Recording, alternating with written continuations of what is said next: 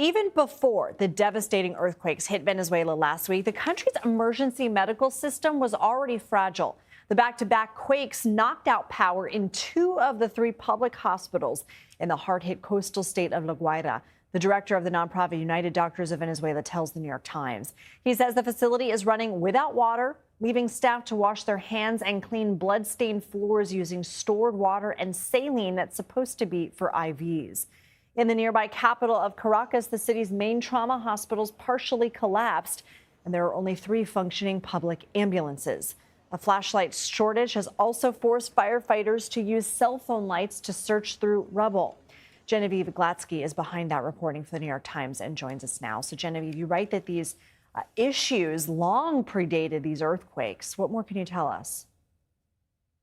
Yeah, absolutely. So for the past few years, decades even, Venezuela has been in a state of economic collapse that started with government mismanagement and was exacerbated by U.S. sanctions. And that affects every aspect of society. We've seen a lot of institutional decay, um, political allies appointed to head institutions instead of technical experts.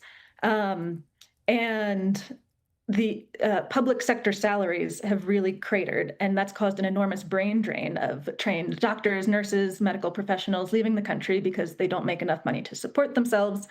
That economic collapse also affects supply shortages of normal medical supplies, of normal medical equipment falling into disrepair, of just not having enough hospitals, not having enough ambulances, as you mentioned.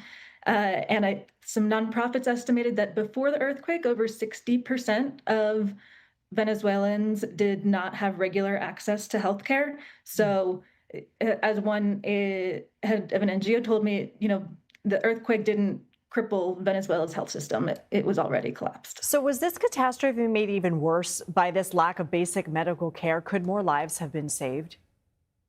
Yeah, absolutely. I mean, it's impossible to know a counterfactual, but from what I'm hearing from people on the ground, absolutely, these longstanding structural issues um, have caused unnecessary damage and unnecessary lives to be lost.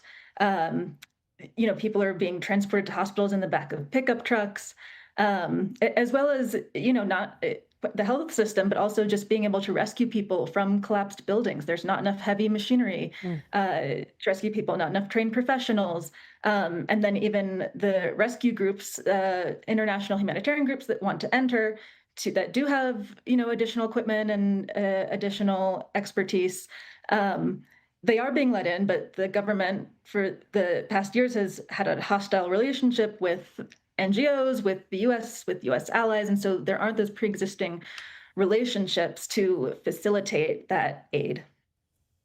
It's important reporting. Genevieve Glatsky, thank you for joining us.